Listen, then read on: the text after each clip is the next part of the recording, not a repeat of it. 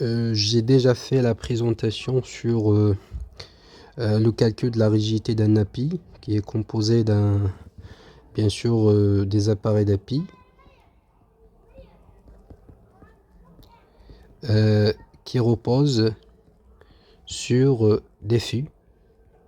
Alors bien sûr, les appareils d'API sont caractérisés par leur section, par leur hauteur et par leur module de cisaillement. Donc là, on va les indexer par A. Le fût, elle est caractérisé par sa hauteur et son inertie de flexion et bien sûr son module de déformation longitudinale. Et nous avons vu que pour la question des modules, le module de cisaillement pour les appareils d'API, ça dépend de la vitesse de la nature de la charge. Est-ce qu'il s'agit d'une charge statique ou bien d'une charge dynamique? Alors pour les fûts, on parle plutôt d'une charge instantanée et d'une charge différée. Et nous avons vu que finalement, la rigidité déjà, c'est l'inverse du déplacement. Ça, c'est la rigidité, c'est 1 sur le déplacement. Et pour la calculer concrètement, donc on applique un effort F égal à 1 kN et on regarde le déplacement produit par ce déplacement, pour cet effort. Et 1 sur U, c'est ça, la rigidité. Alors, donc, pour calculer la rigidité de flexion, plutôt la rigidité de l'API, donc on a vu qu'il s'agit d'une rigidité d'une moyenne géométrique. Voilà, c'est l'appareil d'API plus 1 sur la rigidité de fût. En fait, c'est comme la question des éléments qui sont en série et des éléments qui sont parallèles. Par exemple, là, vous avez le fût. Et là, vous avez l'appareil d'API. Et bien sûr, pour calculer la rigidité, on fait tout simplement l'inverse de la somme des déplacements. Parce que là, le déplacement total à niveau de cette extrémité, c'est tout simplement U qui est égal à U1 plus U de l'appareil d'API plus U de fût. Et bien sûr, puisqu'on veut calculer la rigidité, on va mettre 1 sur U. Et ça nous donne U appareil d'API plus U fût. Et bien sûr, l'appareil d'API, c'est 1 sur l'inverse, c'est l'inverse de la rigidité. Et bien sûr, la rigidité de fût, c'est plutôt le déplacement du fût, c'est l'inverse de la rigidité de fût. Alors là, lorsqu'on a... il se pose une question importante, c'est que parfois, le fût, ou bien la partie fût, je dirais, ou bien l'API, peut être composée de plusieurs éléments.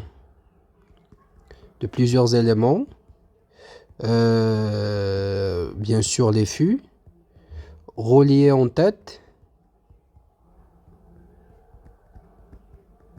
par un chevêtre.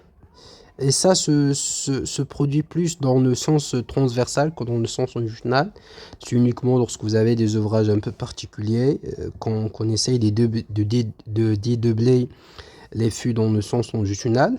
Mais en général, c'est une seule ligne de fût dans le sens transversal. Plutôt longitudinal, voilà par exemple là vous avez le chevêtre.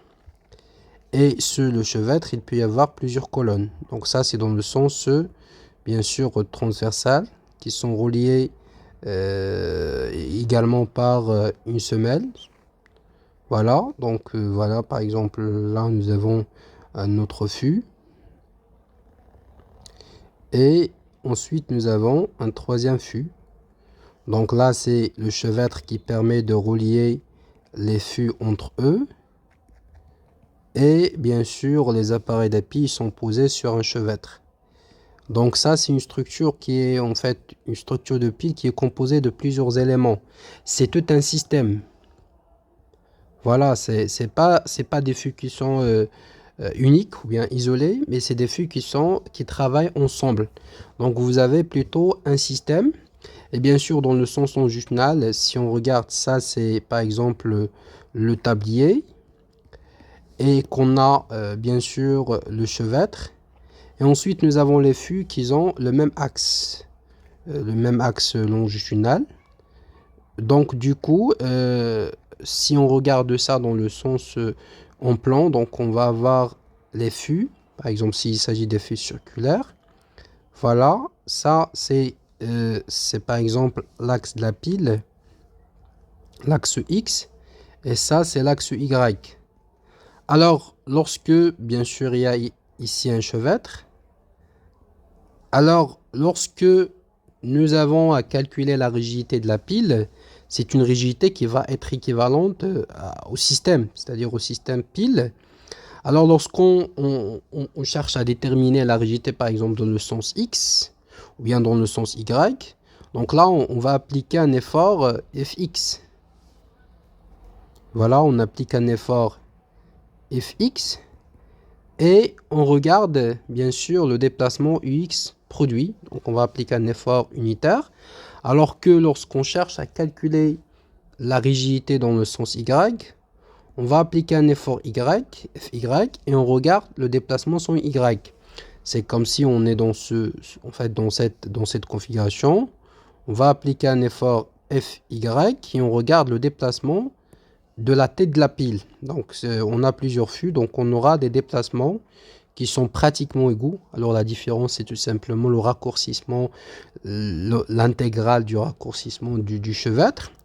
Et du coup, lorsqu'on s'intéresse au sens transversal, nous avons ce qu'on appelle un effet portique.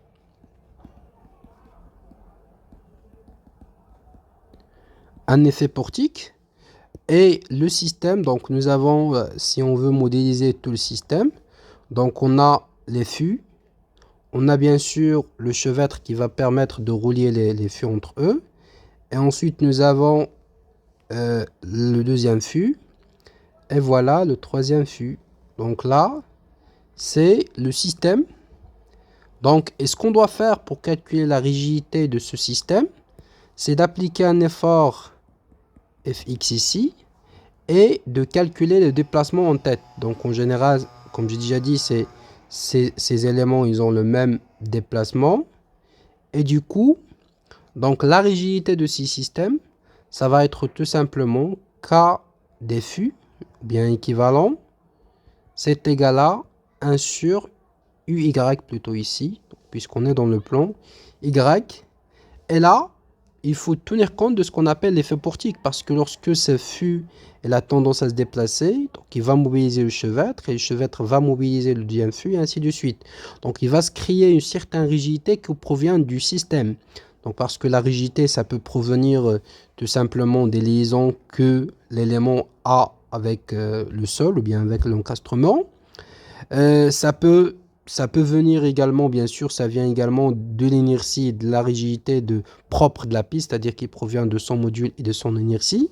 Bien sûr, de la rigidité de l'effort normal du chevêtre, qu'on considère en général infiniment rigide.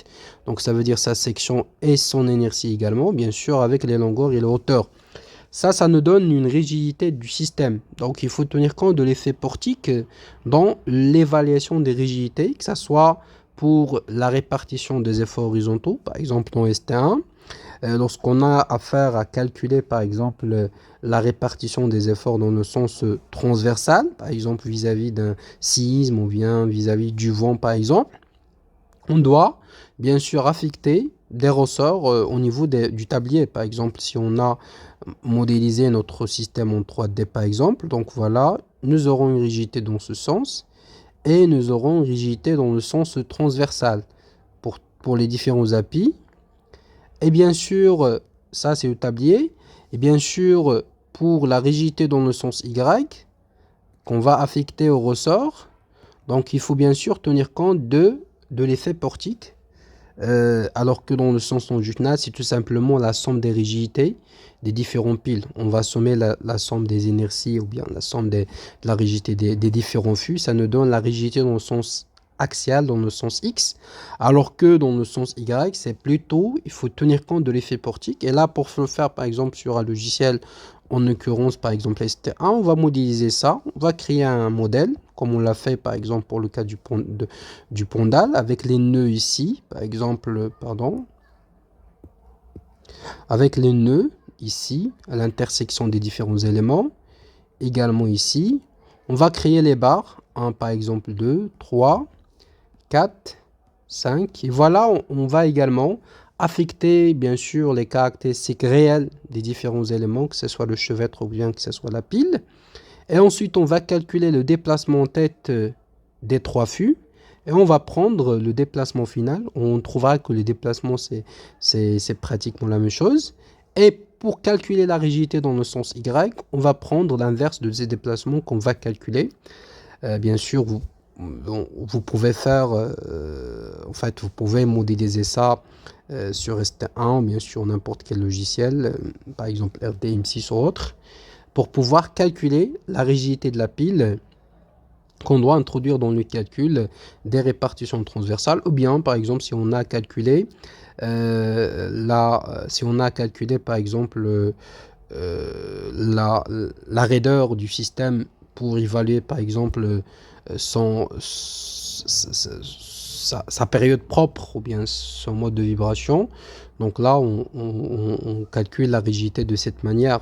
Bien sûr, là, lorsqu'on modélise tout le système ou bien tout l'ouvrage dans un logiciel, donc ça, c'est pris automatiquement. Mais là, lorsqu'on fait des modèles qui sont séparés, donc on est obligé de faire ce type de calcul. Parfois, vous trouvez même des gens qui font par exemple des formules des gneiss et tout ça, mais c'est pas correct.